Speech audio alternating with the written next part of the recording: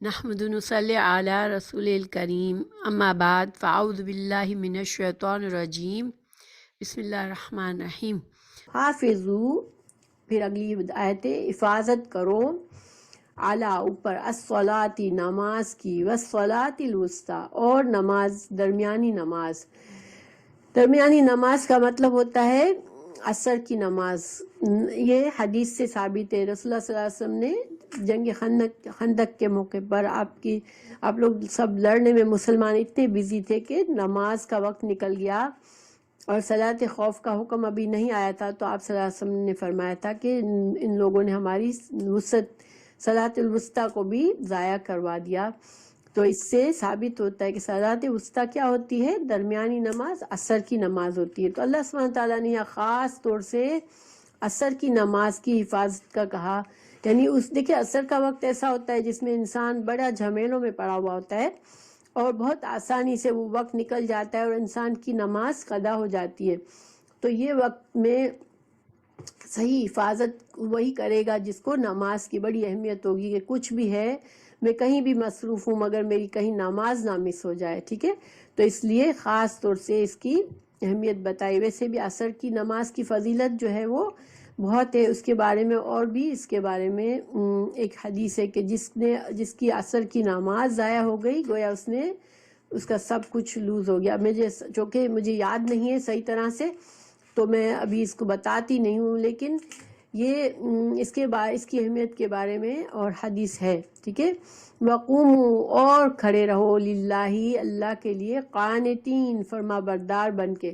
اب دیکھیں طلاق کے اور ایسے معاملات کے درمیان بیچ میں نماز کی حفاظت کا حکم آ گیا۔ کیونکہ جب یہ اللہ سبحانہ تعالیٰ نے آیت 177 سے یہ تمام احکامات دینے شروع کیے تھے، سورہ بقرہ میں آپ کو پتہ ہے بہت سے احکامات ہیں جو خاندانی تعلقات سے تعلق رکھتے ہیں،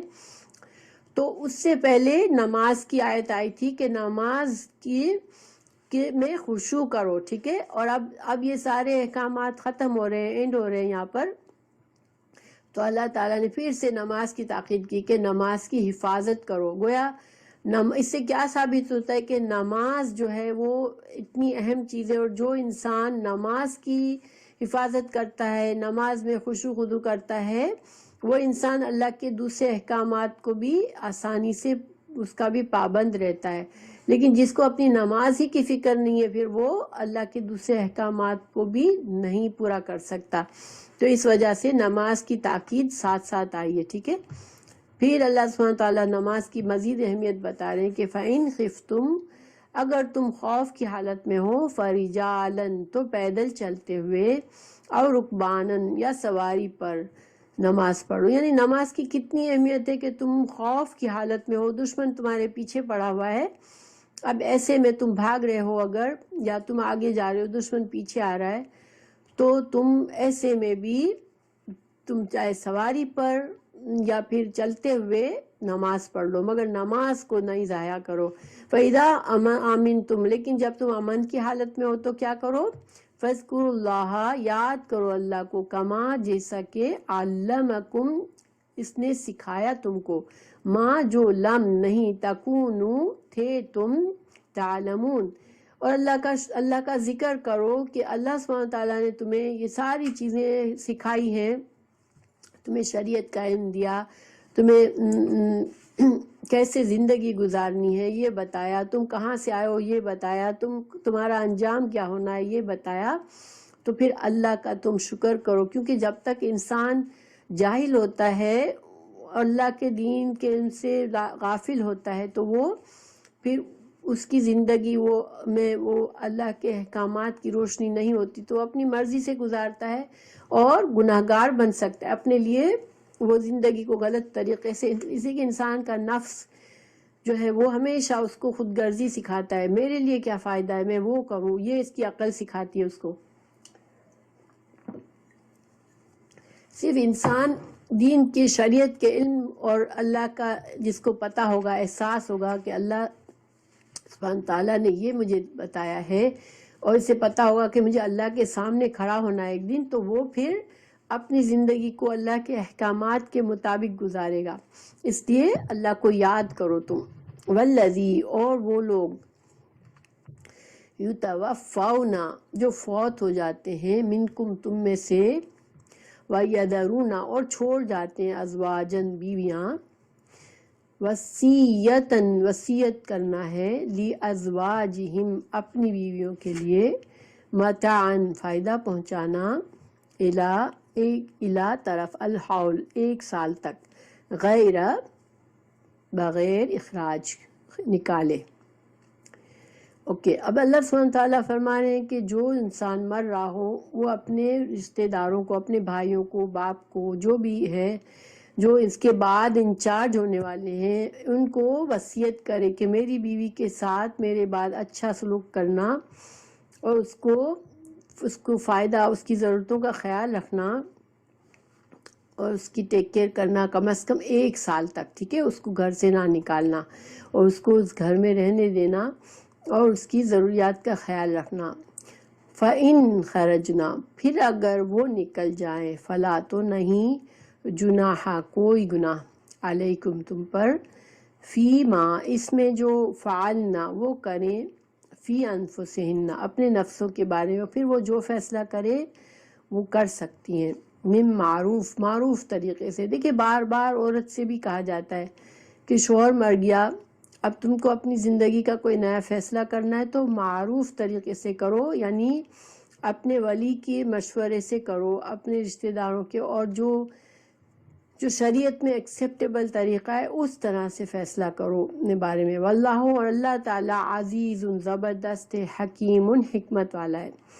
اچھا، اس آیت کے بارے میں 2 رائے ہیں، ٹھیک ہے۔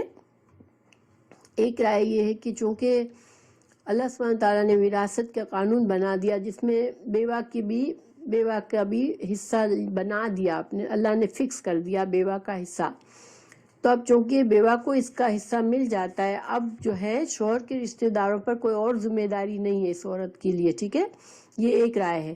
کہ شوہر مر گیا، بیوی کو ورثے میں سے اس کا حصہ مل جائے گا، اور پھر وہ اپنی ذمہ دار خود ہوگی۔ دوسری رائے یہ ہے کہ نہیں، بیوی کو حصہ تو ملے گا، لیکن پھر بھی شوہر کے رشتہ دار بیوی کے ساتھ نرمی کریں اور اس کو رہنے دیں، اس گھر میں رہنے دیں، شوہر کے گھر میں۔ اب مثال کے طور پر دیکھیں، اگر جوائنٹ فیملی ہے، دادا ہے اور سسر ہے، دیور ہے، اب شوہر مر گیا، اب بیوی کو پتہ چلا کہ ورثے کا حصہ دیا، اس کی عدت پوری کرنے دی، پھر باہر جاؤ، اب تم اپنا معاملہ طے کر لو، تم کو جہاں جانا ہے چلی جاؤ، اپنا تم اپنی ذمہ دار ہو۔ یہ بھی ایک طریقہ ہے۔ دوسرا طریقہ یہ ہے کہ اس عورت کے ساتھ اچھا سلوک کیا جائے، اس کو گھر میں رکھا جائے، کم از کم اس کو 1 سال تک گھر میں اجازت رکھا جائے۔ اس کے بعد اگر وہ عورت اپنا کہیں اور ٹھکانہ کر لیتی ہے تو کوئی بات نہیں۔ تو یہ اللہ سبحانہ تعالیٰ نے ایک بیوہ کے لیے ایک طرح سے زیادہ مزید تھوڑی نرمی کا ایک طرح سے حکم دے دیا۔ تو اس میں 2 رائے ہیں، ٹھیک ہے۔ ایک یہ کہ عورت کا ورثہ مل جائے، عدت پوری ہو جائے، اس کے بعد شوہر کے رشتہ داروں پر اس عورت کی کوئی ذمہ داری نہیں ہے۔ دوسرا یہ کہ ایون ورثہ بھی مل جائے، عدت بھی پوری ہو جائے، لیکن باقی کا پورا سال بھی اس کے شوہر کے رشتہ دار اس عورت کا خیال رکھے، اس کو فائدہ پہنچائے، اس کی ضرورتوں کو دیکھے، ٹھیک ہے۔ تو یہ حکم ہے۔ اور جب یہ 1 سال پورا ہو گیا، اب شوہروں کے رشتہ داروں پر کوئی ذمہ داری نہیں ہے اس عورت کی، وہ عورت فری ہے، تو وہ اگر چاہے تو اپنی شادی کر لے، چاہے تو کہیں اور چلی جائے، تو وہ پھر وہ اس کے اوپر اسلامی طور پر اس پر کوئی گناہ نہیں ہے۔ لیکن اگر خاندان اس کو رکھتا ہے، ساری زندگی بھی رکھتا ہے، تو اس احسان کی بات ہے، ٹھیک ہے۔ اس عورت کو اس گھر میں ہی رہنا ہے، اس کو کہیں نہیں جانا، اور گھر والے اس کو رکھتے بھی ہیں اچھی طرح سے، اس سے ٹریٹ بھی کرتے ہیں، تو بھی کوئی بات نہیں، ٹھیک ہے۔ لیکن یہ ہے کہ اللہ سبحانہ تعالیٰ نے پابند نہیں کیا ہے، ٹھیک ہے، کہ بس اب 1 سال پورا ہو گیا، اب وہ اپنا ٹھکانہ کچھ کر سکتی ہے۔ واللہ اور اللہ تعالیٰ عزیز زبردست ہے، حکیم حکمت والا ہے۔ اور دوسری بات یہاں یہ سمجھنے کی ہے کہ چونکہ اولاد کی ذمہ داری تو رہے گی وارثوں پر، ٹھیک ہے، وہ شخص مر گیا تو اگر اس کا دادا ہے تو اس کے بچوں کا خیال رکھے گا وہ، چچا ہے تو بچوں کا خیال رکھے گا، ٹھیک ہے، اور اولاد کا ورثے میں بھی حصہ ہوتا ہے، زیادہ ہوتا ہے، تو یہ نہیں کہ بچوں کی ذمہ داری سے بری نہیں ہو جاتے وارث، ٹھیک ہے،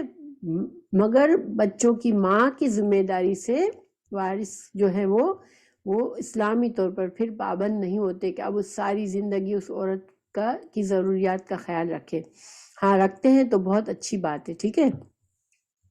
واللہ عزیز الحکیم، اللہ تعالیٰ زبردست ہے اور حکمت والا ہے، اللہ کے فیصلے حکمت کے مطابق ہے، اور اللہ زبردست ہے، کوئی کسی کا خیال نہیں بھی رکھے گا تو اللہ عزیز ہے، اللہ غنی ہے، اللہ کسی کے محتاجی، اللہ کو کوئی پابندی نہیں ہے، اللہ تعالیٰ جو چاہے کر سکتا ہے، زبردست غالب ہے،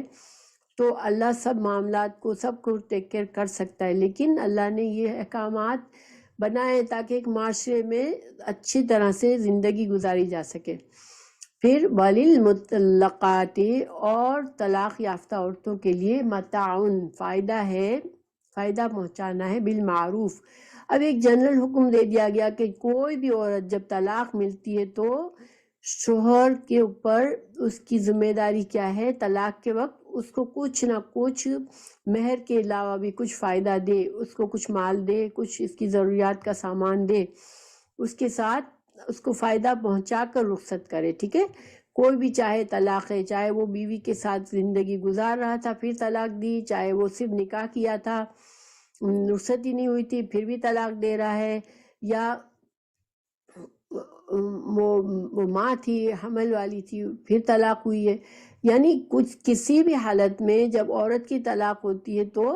اس کو کچھ دو، ٹھیک ہے، اس کو خالی ہاتھ گھر سے نہ نکالو، اس کے مہر کے علاوہ بھی، اور جو مہر دیا وہ تو تم واپس نہیں لے سکتے، لیکن اس کے علاوہ بھی اس کو کچھ نہ کچھ فائدہ پہنچاؤ۔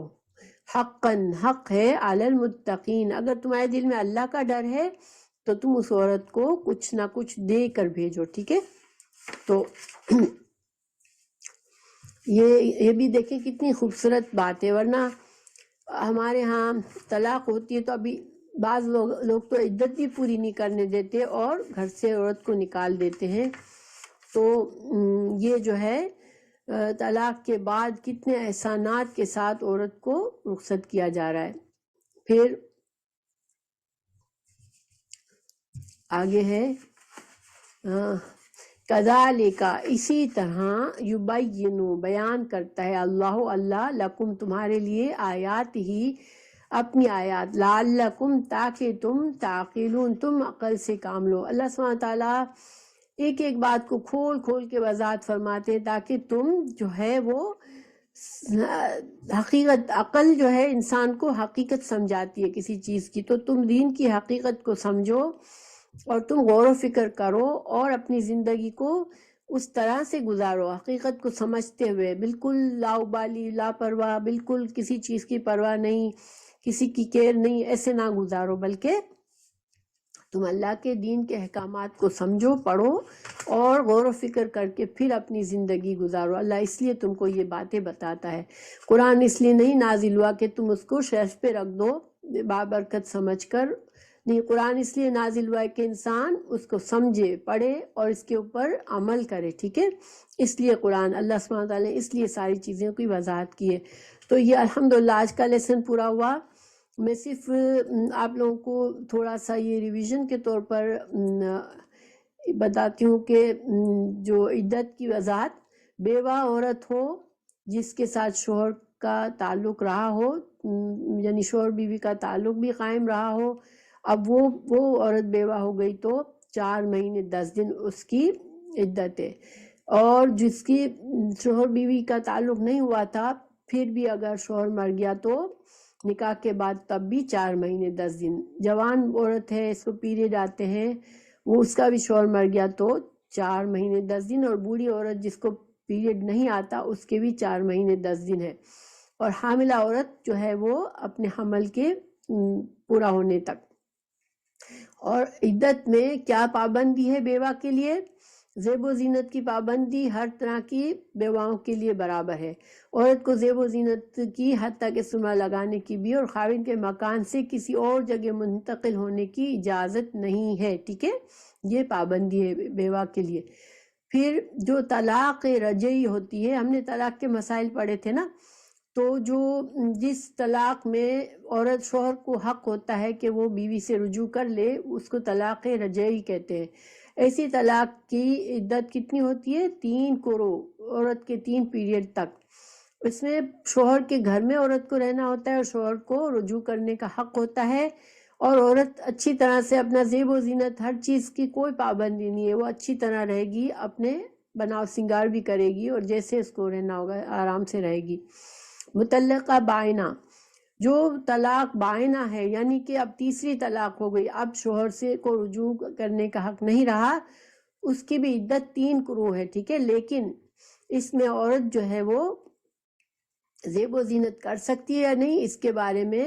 کوئی واضح بات نہیں ہے۔ تو کچھ کہتے ہیں کہ یہ طلاق کی عدت ہے، اس میں وہ زیب و زینت کر سکتی ہے، کچھ کہتے ہیں کہ عدت ہے تو نہیں کرے گی۔ بہرحال علماء میں اختلاف ہے۔ اور وہ عورت شوہر کے گھر سے چلی جائے گی، ایسے جیسے ہی اس کی عدت پوری ہوگی، وہ جیسے ہی تیسری طلاق ہوگی تو وہ